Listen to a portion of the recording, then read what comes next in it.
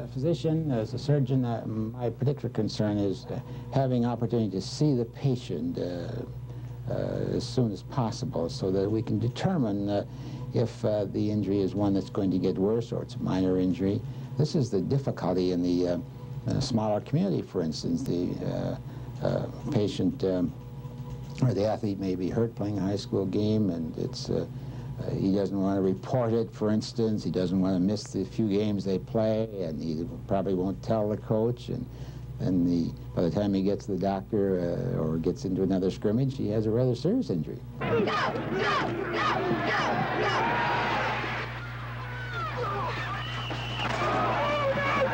College football players have the benefit of immediate help from trainers and doctors. The reason? College football is big bucks. In order to entice players to come to their respective schools, top-flight medical care must be provided, or at least promised. Over 1,000 injuries occur during a given year in the National Football League. Running backs and quarterbacks take the brunt of them. Bradshaw, Stabler, Harris, Namath, Bartkowski, Anderson, Jaworski, Staubach, and even the invincible Fran Tarkenton have missed games this fall due to injuries, and those are just some of them. It has not been a good year for quarterbacks anywhere. You get hurt? Yeah, man. Yeah. I might be out for the season. I ran 6 times. Well, that's what the pension hurt. I got a thigh bruise, a sore neck, my chest is hurt, both hands are messed up. I got a bad toe. That's good. This is a contact sport. You know, you're supposed to you don't get hurt, you didn't play good enough. Gopher quarterback Tony Duny has the luxury of recovering in one of the finest training rooms in the country. It costs $107,000 a year to operate this physical therapy extravaganza. Not make it hurt, but go to the point of pain. Head trainer Jim Marshall designed this place, has been here for 16 years. He has 2 full-time assistants plus 6 student trainers. All are responsible for the care and prevention of injuries for 600 male athletes in 11 sports. On Sunday mornings during the football season, players report to heal their wounds. The morning after is a painful experience. Their joints and muscles will be whirlpooled. They will have heat packs plopped on their hip pointers. Pounds and pounds of ice, the trainer's favorite remedy, are converted into a freezer full of little Dixie cups for easy application. Sonar machines send waves of relief deep into the muscles. You can walk, can't you? Then you can run.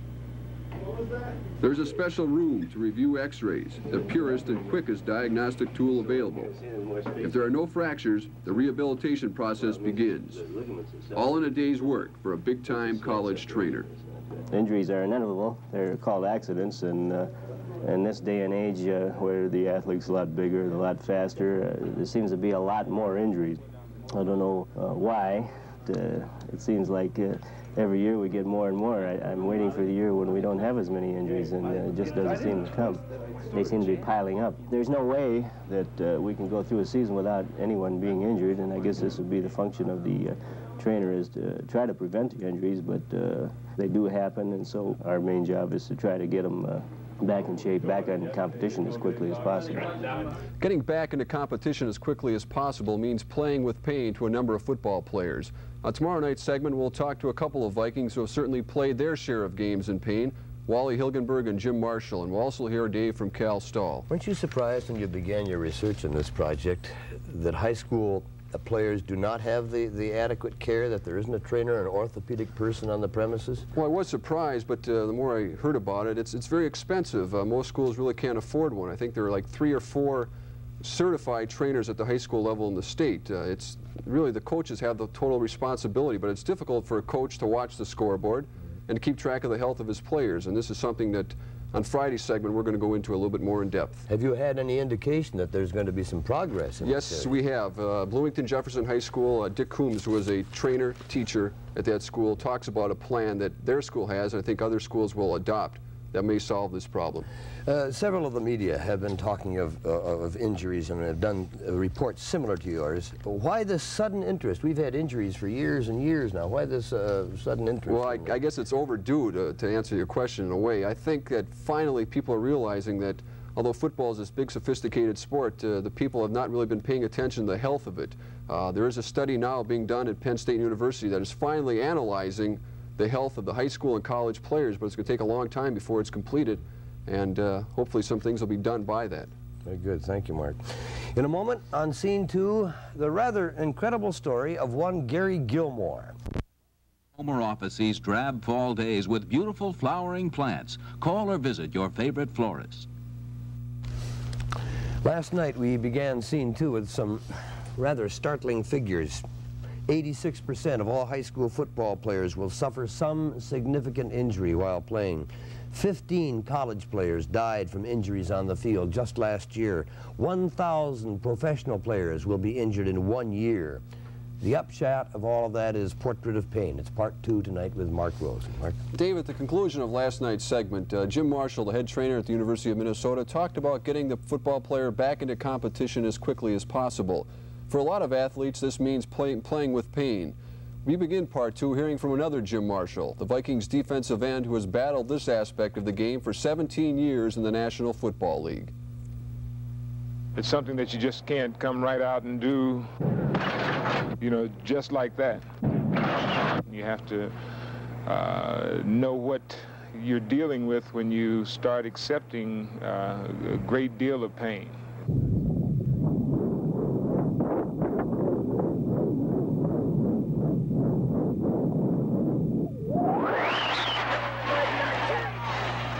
Football is a game of pain. Playing with pain is a great teacher. Playing well with pain is a greater teacher. We say next to ability, durability is the most important thing an athlete can possess. There are young football players, there are professional football players who are notorious for the fact that if they get a hangnail, forget it. They're not going to play well. They might be out there, but they won't play well. There are others who have the reputation of being able to play on one leg. It's just frustrating to know that you got perhaps a great athlete who has great ability but no durability, and then the average youngster who has limited ability but great durability, and he is probably playing for you and playing better than case one. At the college level, even at the young people coming in, say rookies, second, third year men, they maybe don't try to play as much when they're hurt. This is something you talk about, Marshall. I think the only way you last in the league, this is Jim's, what, 16th or 17th year. We have Roy Winston at 15 years, me at 13 years, and it goes down the line. The guys that stay around a while are the ones that have learned to play that way. Jim Marshall will be 39 years old in another month. Without a doubt, is football's answer to the bionic man. He has lined up at defensive end for every game the Vikings have ever played, competing with everything from a twisted ankle to pneumonia. When I'm done playing football, I look back at him as one of the most incredible people I've ever been around or associated with. I've seen Jim in ball games where he would just wreathing with pain, but going still and playing tremendous. And you see him come out of a ball game on Sunday and say, man, he'll never make it next Sunday, and all of a sudden here he is. And you know, what is it, 200-some games now he's going. So he plays with pain all the time, and he has the ability to put mind over matter, and or mind over your body, I guess, and then plays well. A lot of things have happened, you know, ankles, knees, Charlie horse. I got the schnoz broke 4 to 5 times already. You know, you just get them, but it's part of the game, and after a while, you don't think about it ever starting a ball game, going out on the field, but if it happens, you accept it, and there's a lot of things you got to play with. Fred Zamberletti, our trainer, I think is one of the finest in the league, and he really, you know, cares about the ball player, about the athlete as a human being. It's just not another piece of meat you're throwing out on the field. And I've never seen a ball player that it hasn't been at his discretion of saying, well, do you feel like you can go? And sometimes the ball players maybe aren't that smart, and they say, yeah, I can go, and they want to play, not because they think they're gladiators and have to go on the field and play hurt, but they just love the game so much that they want to play, and you know, they go out and play anyway. There are a lot of reasons why people continue to play this game of pain. Naturally, in college, you get your scholarships. On the professional level, the money is good, the glory is there. Of course, the personal satisfaction. But is it worth it when you measure the suffering, the scars that remain when your career is over? Over the past years, from top to bottom, I guess I've had it. And when I say bottom, it's even got it there, too. I remember one time we were playing in Houston, and I went to tackle a guy, and the first time we ever played on synthetic turf. And I fell on the AstroTurf down there and got a hematoma on my left cheek of my tush. And I spent 3 days in the hospital sitting on an ice bag just to keep the hemorrhaging down. And nurse would have to come in and check it and make sure I didn't have frostbite every once in a while. Hilgenberg's experience in Houston isn't exactly commonplace in the National Football League, but it does demonstrate the wide spectrum of injuries that a professional player has to accept if he expects to last for a long time in the National Football League. What's important to remember, especially on the college level, is that the communication system remains open between the coaches, the trainers, and the doctors, making sure that the player who is playing with pain is staying safe at the same time. Now, tomorrow night, Dave, we're going to investigate the problems with the knee, which is without a doubt the most serious injury in football, the most common. We'll follow a Gopher freshman into the operating table, and we'll hear from doctors who are very concerned about coming up with a solution to this very serious problem. Very good. Thank you, Mark. We'll rejoin. To those who have just joined us, as Herb Schreiner used to say, no, we are now in scene 2. The second half, we begin with our third portrait of pain. Throughout this week, WCCO's Mark Rosen and Doug Nemenick have been showing us some of the more gruesome, head-knocking, leg-breaking scenes from the world of football, from the pros down to high school. The injury statistics are staggering. Despite the glory and the roar of the stadium crowd, athletes often are unable to drown out the pain with which they must live every single game. Here now is Mark with part 3. Dave, of all the injuries that occur in a football field in a given year, nary a day goes by that we don't hear of a player suffering some type of knee injury. And it's an injury the players fear the most.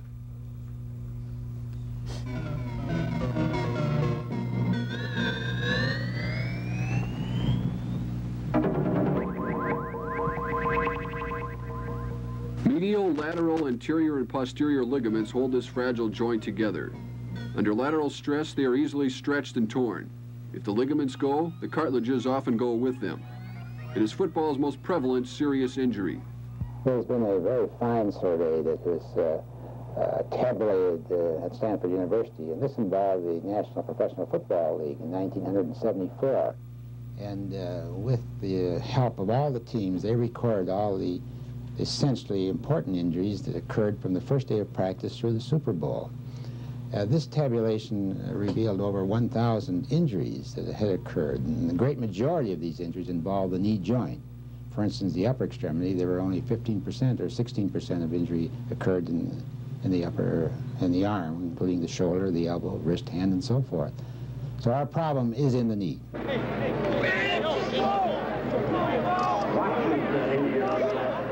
Some trainers blame artificial turf for the increase in knee injuries, claiming that there is so much friction between the foot and the turf that it transfers the blow to the knee. Others defend the turf and blame footwear. Whatever the reason, as many as 25,000 non-professional football players undergo surgery for knee injuries each autumn. Like most freshmen, Pat Paquette had visions of stardom when he signed a tender to come to Minnesota. At 6'4", 240 pounds, this 18-year-old running back has all the ingredients to make it big. Now his dreams are laid out flat on a training room table, his muscular right knee damaged in practice. The inspection is being conducted by Dr. Gordon Amlath, an orthopedic surgeon on Dr. Harvey O'Phalen's staff. Your best result for next year. You're talking about putting him under stress right away tomorrow. Right.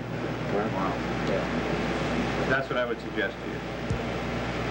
Because you see, you have so much muscle bulk to you that it's really hard for me to overcome that with the pain associated with it. So what we're going to do is give you some anesthetic, and then while you're asleep, we can examine it.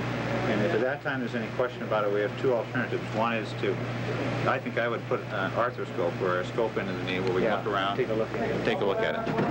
And depending on the examination and the scope, we can either operate on it or let it go and let it heal up in a cast.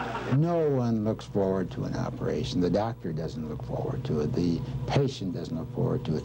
However, so many of these people are dependent on their agility, their speed, their endurance, and are unable to participate without corrective surgery. St. Mary's Hospital, 18 hours after Dr. Amath's examination. This time, Paquette is given an anesthetic so Amath can have complete control over the knee. University trainer Jim Marshall is here, so is head football coach Cal Stahl. Medical technology has developed a tool to assist doctors in this type of examination. The arthroscope is one of our newer diagnostic aids, and it assists us a great deal. At least through a very small incision now, we can actually look inside the knee joint. This is a tiny little light that's attached to a series of mirrors, and it helps us a great deal. The arthroscope showed what trainers call an unholy triad, the worst type of knee injury, with damage in both the ligaments and the cartilage. the type of injury that ended the career of the Chicago Bears' great running back, Gale Sayers. After the operation, Paquette faces 6 to 8 weeks in a cast, then months of rehabilitation, countless hours of strengthening the scarred tissue. Pat Paquette, just another football player to go under the knife until something can be done. Brace is the most important preventative that could be developed at this time. If we can develop a light brace that will allow a patient to participate with full mobility and yet protect the stability of the knee joint, it would be a major, perhaps the most major advance we could have in sports medicine. Dave, on tomorrow night, the prevention of injuries. Among the topics, the importance of conditioning and taping, a look at protective equipment, and most importantly, the need for certified trainers at the high school level.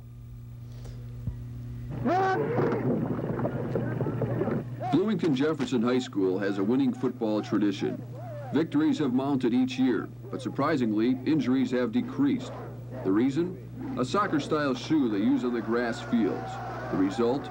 Not a single knee injury that required surgery in the last 3 years. Jefferson also employs one of the few full-time certified trainers in the state. In addition to his training duties, Dick Coombs is a history teacher.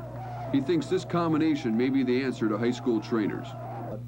Well, I think the full-time teacher-trainer, the program would be one that you would carry out the preventive taping, the preventive treatment, the exercise programs, and so forth within the coach's program. And then, of course, you're at the contest and so forth to handle the injuries.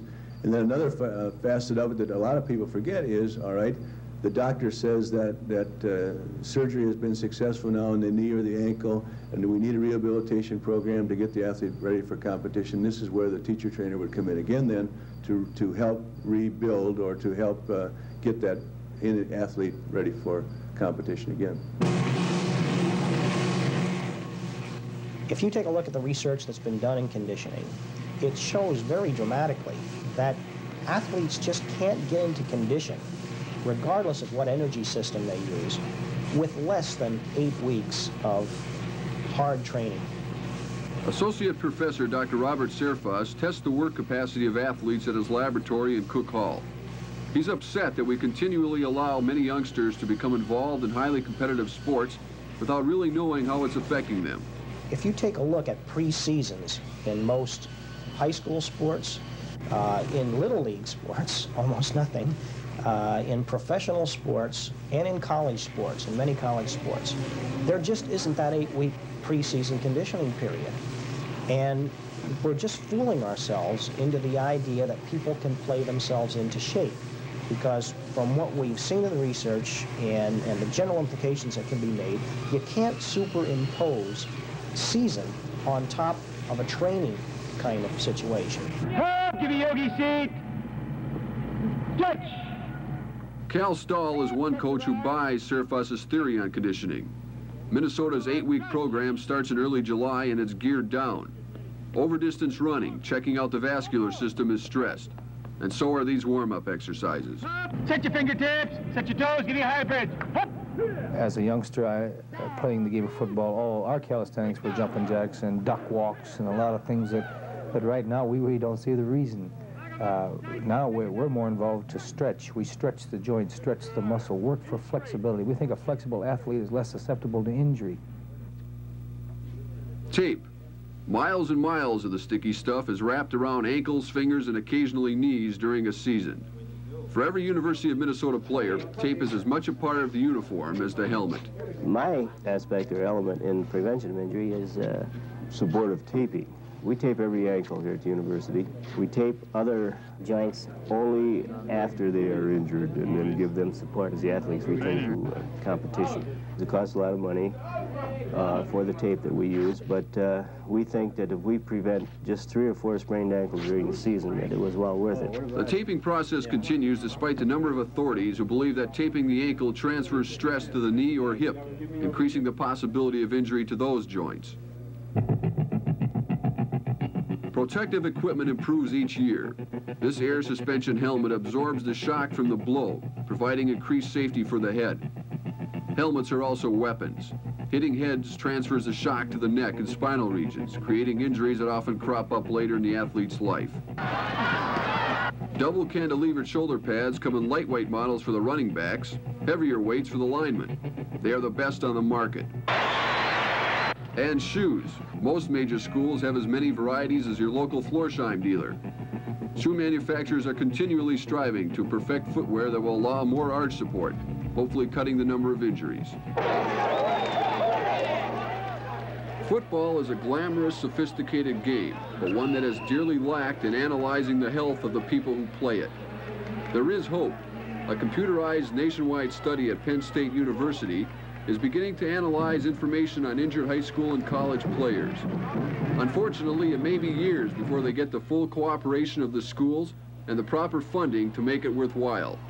In the meantime, the responsibility still lies with the coaches.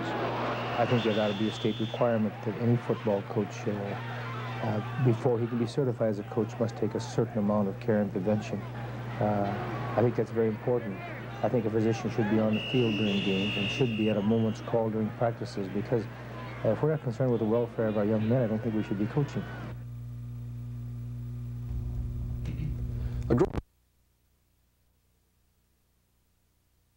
I think a physician should be on the